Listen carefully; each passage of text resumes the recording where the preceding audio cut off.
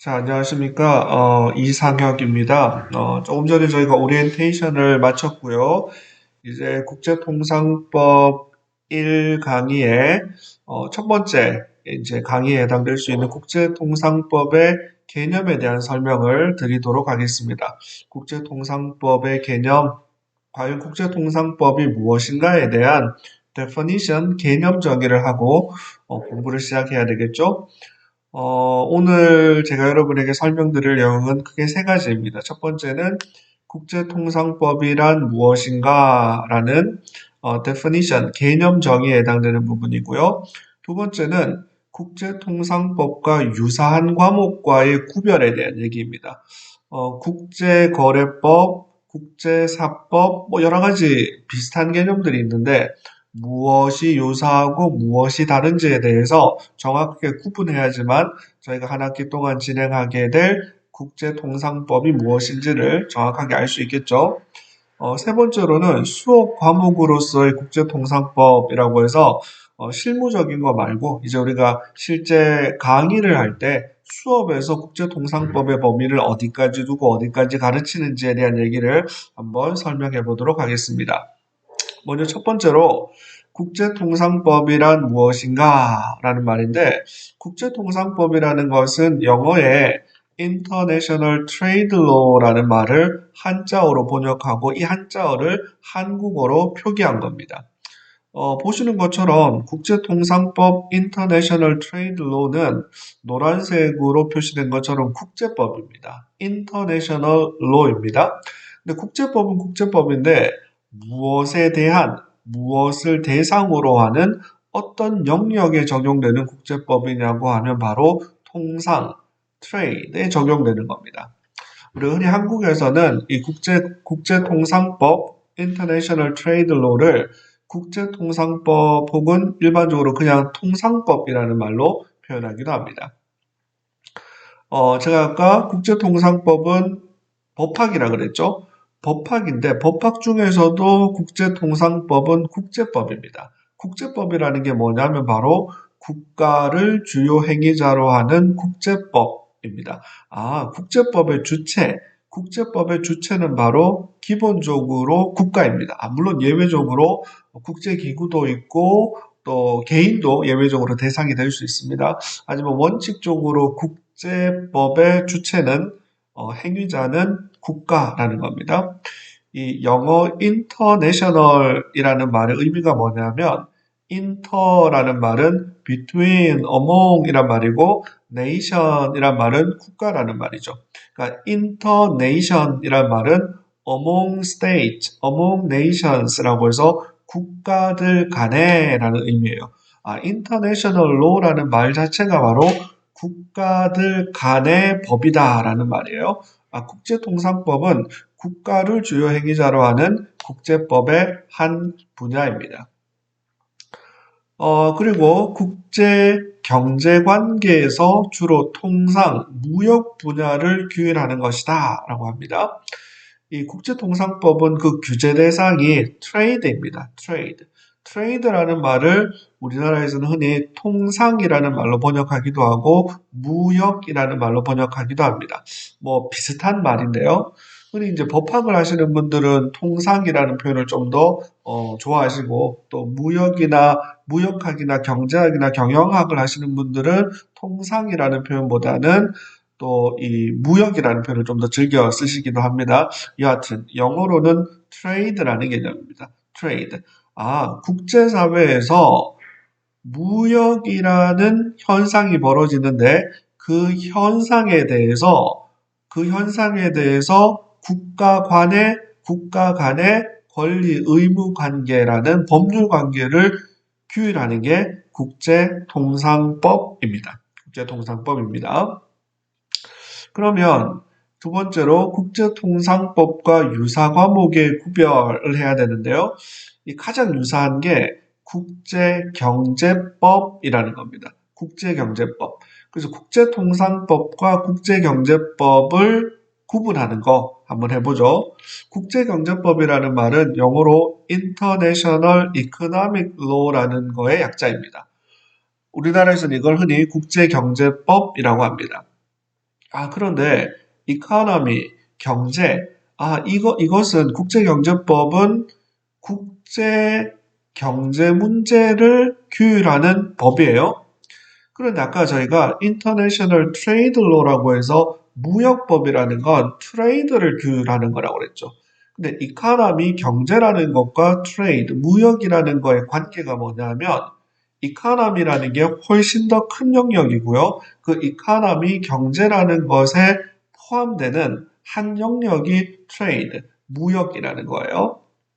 자, 그럼 먼저 국제통상법과 마찬가지로 국가를 주요 행위자로 하는 국제법의 한 분야이다. 저희가 아까 국제통상법이라는 것은 국제법이라고 했죠. 마찬가지로 국제경제법이라는 것도 국제법입니다. 따라서 국제경제법이라는 것도 국가와 국가 간의 관계를 규율하는 국제법의 한 분야입니다. 그러나 차이가 뭐냐면 경제라는 영역이 무역이라는 통상이라는 영역보다 훨씬 더 넓은 영역이기 때문에 보다 일반적인 국제경제 전반을 규율하는 게 바로 국제경제법입니다. 따라서 국제통상법이라는 영역보다는 국제경제법이라는 영역이 훨씬 더 크다라고 볼 수 있겠죠. 국제경제법은 국제통상법을 포함하는 보다 넓은 영역에 적용되는 법이다. 이 의미의 차이는 바로 트레이드, 무역이라는 것이 이코노미, 경제라는 것에 포함되기 때문이다 라고 생각하시면 되겠습니다. 근데 현실적으로는 국제통상관계가 국제경제의 주된 내용을 차지합니다. 실제 국제경제에 있어서 가장 중요한 역할을 하는 게 국제통상, 국제무역이라는 영역입니다. 그래서 결국 국제경제법과 국제통상법의 내용은 상당 부분 유사합니다. 우리가 이번 학기에 진행하는 강의 제목이 국제통상법 1이죠. 국제통상법입니다. 근데 제가 오리엔테이션에서 안내해드렸던 참고도서, 필수도서는 아니고 관심 있는 분들이 읽어보시기를 추천드린 참고도서의 제목이 신국제경제법이고요. 또 다른 한 책은 국제경제법이죠. 국제경제법이라는 것과 국제통상법이라는 것은 비슷한데 국제경제법이 조금 더 넓은 개념이다. 그리고 국제경제법이라는 거의 상당 부분이, 대부분이 사실은 국제통상법과 관련된 내용이다 라고 생각하시면 되겠습니다. 자, 그림으로 한번 표현을 해보면요. 국제경제법이라는 이 파란색으로 표현된 넓은 부분이 있죠. 이 경제 문제에 무역도 있고, 환율도 있고, 노동도 있고, 금융도 있고, 여러 가지 다른 무역 이외의 영역들도 있습니다. 국제경제법이라는 넓은 영역이 있고, 그 넓은 영역 중에 한 분야가 무역, 통상이라는 걸 다루는 국제통상법입니다.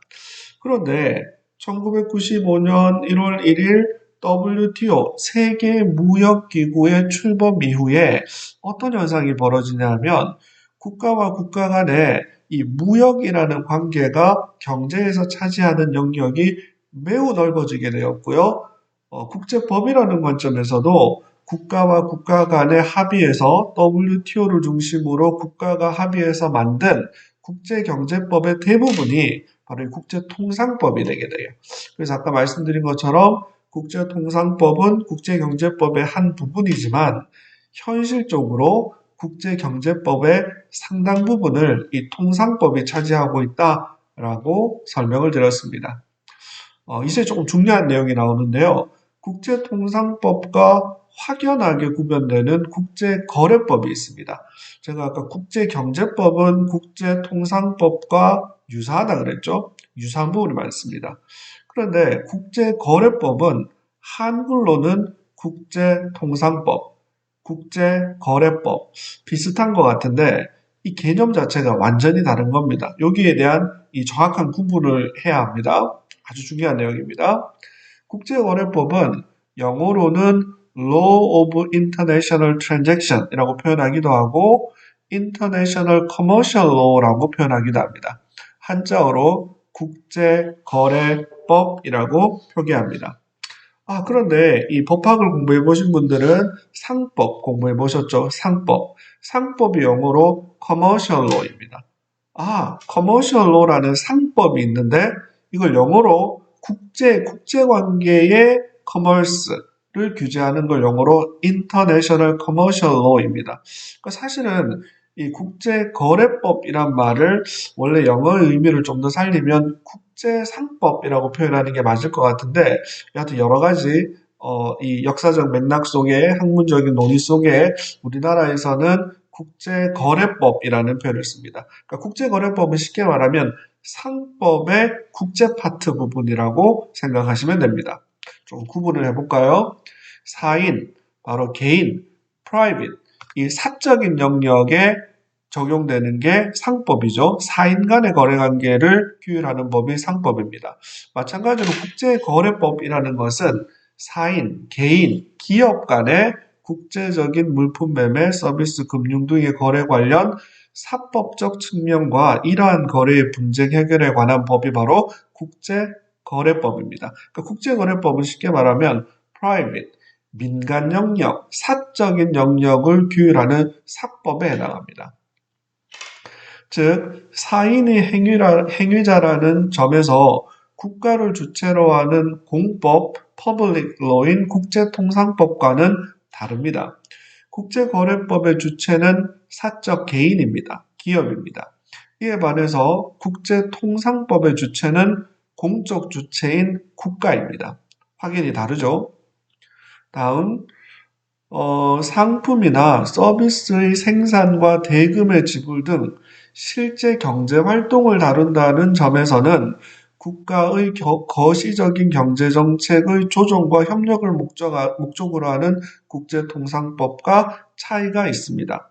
이 경제학적 용어로 표현하면 이 국제거래법에서 다루는 부분은 구체적인 상행위를 다루는 조금 마이크로, 좀 미시적인 경제활동에 대한 법적 규율이고요. 이에 반해서 국제통상법은 국가의 거시경제정책, 무역정책이라는 거시경제정책과 관련된 법입니다. 좀 규율 대상이 다르죠. 자, 다음을 보시면 법학에 보면 국제통상법, 국제경제법, 국제환경법, 국제인권법 이런 국제가 들어간 여러 법들이 있습니다. 이러한 법들의 영역과 이에 반해서 국제거래법, 국제사법, 이때 사라는 건 private, 민간, 사적 영역을 얘기합니다. 국제사법, 이 국제사법을 또 한자어로 다른 말로 섭외사법이라고 표현하기도 하는데 국제사법은 쉽게 말하면 어떤 A라는 국가와 B라는 국가 사이, 예를 들어서 A라는 국가의 시민이, 기업이 B라는 국가에서 C 국적을 가진 기업과의 상거래를 했는데 이렇게 되면 민간 간의 거래인데 문제는 A, B, C라는 서로 다른 세 개의 국가가 등장하죠. 이때 어느 나라의 법을 적용할지, 즉 어떤 국가의 법률을 이 사건에 적용해야 하는지를 규율하는 법을 국제사법, 섭외사법이라고 합니다. 자, 이렇게 국제라는 말이 들어가는 법률 체계가 크게 이렇게 있는데 뭐가 다르냐 하면 이 왼쪽에 있는 것들은 국제법입니다. International Law입니다. 국가와 국가 간의 관계를 규율하는 국제법인데 그 국제법의 적용 대상이 통상이냐, 경제이냐, 환경이냐, 인권이냐에 따라서 달라지는 겁니다. 왼쪽에 있는 것들은 국제통상법을 포함한 이들은 모두 다 국제법입니다. 이에 반해서 오른쪽에 있는 국제거래법, 섭외사법, 국제사법이라는 말은 한국어 표기, 한자어 표기에는 국제라는 표현이 비록 들어가지만 이 법들은 국제법이 아닙니다. 이들은 국내법입니다. 국내법. 차이가 있죠? 또 뭐가 다르냐 하면 국제법은 public law, 공법입니다. 그 주체가 공적 주체인 국가입니다. 다만 이러한 국가들의 규제와 행위들이 개인들에게 영향을 미치겠죠. 이에 반해서 오른쪽에 있는 국제거래법, 국제사법, 섭외사법은 법적 성격이 사법, private law입니다. 완전히 다르죠. 완전히 구분됩니다. 이제 세 번째로 수업으로서의 국제통상법에 대한 얘기를 하겠습니다. 국제통상법을 강의할 때 가장 중요한 강의의 대상은 바로 1995년 1월에 출범한 세계무역기구 WTO입니다. WTO, 세계무역기구 월드 트레이드 오가나이제이션이라는 겁니다. 그 밑에 보면 WTO의 로고가 있고요. 오른쪽은 WTO 스위스 제네바에 있는 WTO 본부의 사진입니다. 이 WTO의 기본 원칙이 무엇인가에 대해서 공부를 하게 되고요. 제가 오리엔테이션에서 잠깐 말씀드렸던 것처럼 최혜국 대우의 원칙이다, 내국민 대우의 원칙이다, 수량 제한 금지의 원칙이다 등등의 국제 무역을 통상을 규제하는 기본 원칙이 있습니다. 그 원칙에 대한 공부를 해야 하고요. 또 하나는 WTO 규정과 관련된 통상 무역과 관련된 분쟁이 일어나게 되면 WTO에서는 그 문제를 해결하기 위한 분쟁 해결 절차가 있습니다. 이 분쟁 해결 절차가 무엇인지, 그리고 WTO는 하나의 법률 규범, 법규로서 볼 수도 있는데 WTO Agreement라고 해서 WTO 내에 여러 가지 조약들이 있습니다. 그 세부적인 법규, 조약에 대한 공부, 이게 WTO를 중심으로 한 국제통상법의 강의 내용의 핵심을 이루는 부분입니다. 자, 그리고 수업으로서의 국제통상법에서 또 아주 중요한 영역을 차지하는 게 바로 자유무역협정 FTA, Free Trade Agreement라는 겁니다. 대표적으로 한국과 미국 간의 한미 자유무역협정이라는 게 맺어졌죠. 영어로는 코러스 FTA라고 해서 KOR 한국에서 따왔고요. US 미국에서 따와서 발음을 코러스 FTA라고 합니다. 이 코러스라는 철자를 KOR US라고 쓰지만 사운딩 자체가 우리 음악하는 합창하는 코러스라는 의미죠. 그 좋은 의미, 하모니라는 의미지 않습니까? 그래서 한미 FTA 공식 이름은 코러스 FTA라고 닉네임을 붙였습니다. 이 자유무역 협정, 이 자유무역 협정 또한 국제통상법의 아주 중요한 연구 대상, 강의 대상 중에 하나입니다. 다만 이번 학기에 진행하는 국제통상법에서는 자유무역 협정은 다루지 않을 것 같습니다. 이 부분은 이제 2학기에 진행되게 될 국제통상법 2에서는 자유무역 협정에 대한 얘기까지 좀 더 진행될 예정입니다. 그 세 번째로는 이제 한국 관련된 실제 사례, 구체적으로 통상 관련 분쟁이 어떻게 일어나고 왜 일어났으며 이러한 분쟁이 일어나게 되면 무슨 법률이 어떻게 적용되어서 어떻게 해석되고 라는 케이스 스터디가 있습니다. 이게 수업으로서의 국제통상법의 강학 내용입니다. 이번 학기에는 우리가 WTO를 중심으로 한 기본 개념들, 그리고 그와 관련한 케이스 스터디를 중심으로 이번 학기에 수업은 진행될 예정입니다. 제가 오리엔테이션 때 잠깐 설명드렸는데 방금 설명드린 수업 내용으로서의 통상법이라는 것과 연결해서 다시 한번 볼까요? 국제통상법의 개념 오늘 제가 설명을 드리고 있고요. 그리고 다음 주에 ITO 그리고 WTO 어떻게 바뀐 건지, 원래 만들려고 했던 국제무역기구가 왜 실패했는지, 그리고 어떤 과정을 거쳐서 95년 1월 1일에 세계무역기구 WTO가 출범하게 되었는지, 둘은 무슨 차이가 있는지, 이와 관련된 국제통상법의 발전 역사를 가르칠 거고요. WTO는 다음과 같은 세 가지 특성이 있다고 말씀드렸습니다. 법으로서의, 국제법으로서의 WTO, 그리고 무역 관련 협상을 하는 협상 포럼으로서의 WTO, 또 국제기구 (International Organization으로서의 WTO가 무엇인지, 그리고 다른 국제조약, 국제법과 달리 WTO는 그 자체에 분쟁 해결을 위한 절차가 만들어져 있는데 굉장히 활발하게 국제법 중에서는 매우 그 분쟁 해결 절차가 자세하게 만들어져 있고 현실적으로도 많이 활용되고 있습니다. 그래서 분쟁 해결 제도가 무엇인지, 그리고 WTO의 기본 원칙들, 최혜국 대우, 최고의 혜택을 주자라는 원칙, 또 내국민 대우, 다른 나라 물건 서비스에 대해서 국산품인 것처럼, 국산 서비스인 것처럼 대해주자, 수적으로 제한하면 안 된다, 뭐 이런 것들, 원칙에 대한 예외에 해당되는 것들. 뭐 예를 들면 환경보호를 위해서 무역 자유를 일정 부분 제한하자라는 예외에 해당되는 부분이 있고요. 또 기본 원칙, 제가 아까 말씀드린 것처럼 케이스 스터디를 통해서 이제 구체적으로 공부를 할 거고, 또 국제통상법에서 실무적인 차원에서 가장 많이 활용되고 있는 세 가지, 반덤핑, 보조금, 그리고 세이프가드와 관련된 것들. 이걸 흔히 불공정한 무역 행위에 대해서 공정한 무역 행위로 바꾸는 뭐 법률 체계다, 이렇게 설명하기도 하고요.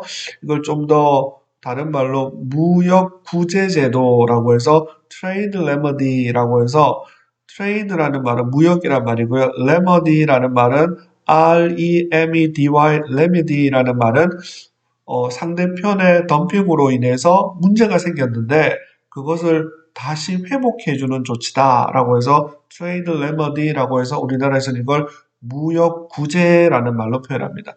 무역 구제 제도라고 해서 덤핑, 서브시디, 세이프가드라는 요 세 가지가 실무적으로는, 현실적으로는 가장 많이 활용되고 있는 법률 체계입니다. 이에 대해서도 우리가 배울 거고요. 이와 관련한 케이스 스터디도 한번 해볼 거고요. 예, 이렇게 해서 기말고사를 본다고 말씀드렸죠. 이외에 또 국제통상법에 관련된 여러 가지들, 아까 말씀드렸던 FTA 같은 것들은 2학기에 또 재밌는 내용으로 수업을 진행할 예정입니다.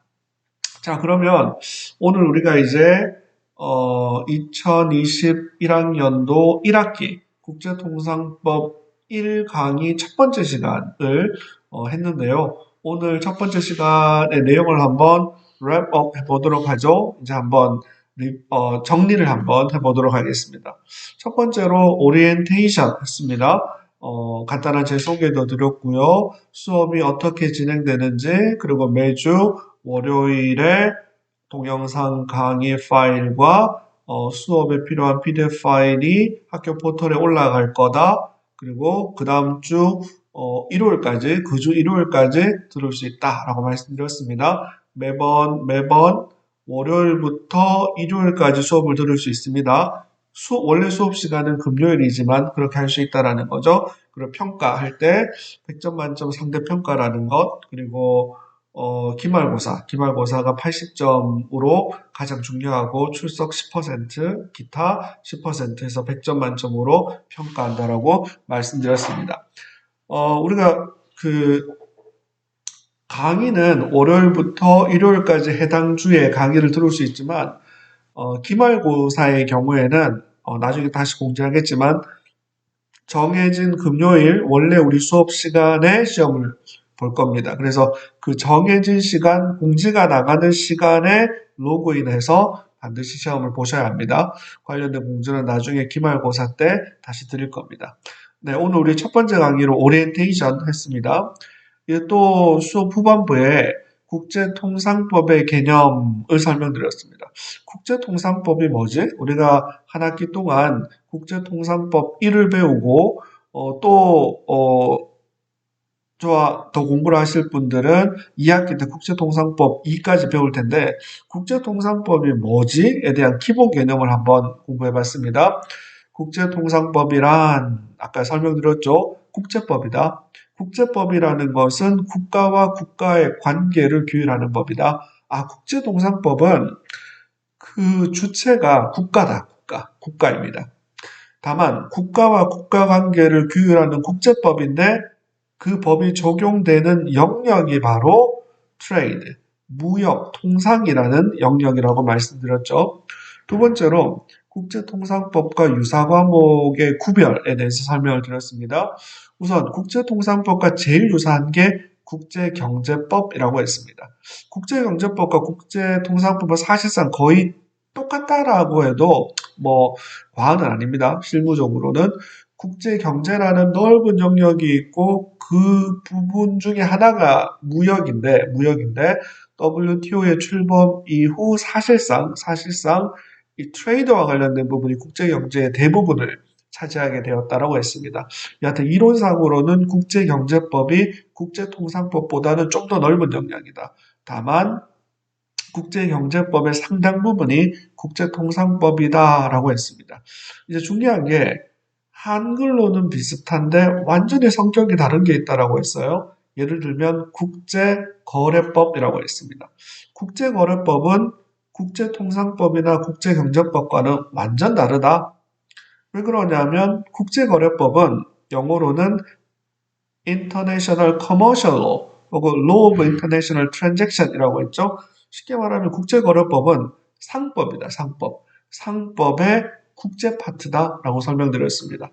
그래서 국제통상법과 국제경제법은 기본적인 차이가 국제통상법은 국제법인데 국제거래법은 사인 간의 관계를 규율하는 국내법, 사법에 불과하다. 그리고 국제통상법은 국제법이면서 공법이다. 행위 주체가 국가이다. 다르다라고 설명드렸습니다. 다음 세 번째로서 수업 과목으로서의 국제통상법에 대한 얘기를 했습니다. 수업 과목으로서의 국제통상법의 가장 중요한 부분은 WTO입니다. WTO. 그래서 국제경제법의 가장 중요한 영역이 국제통상법이고 국제통상법의 가장 중요한 영역이 바로 WTO 규범, WTO 협정, WTO 어그리먼트라는 겁니다.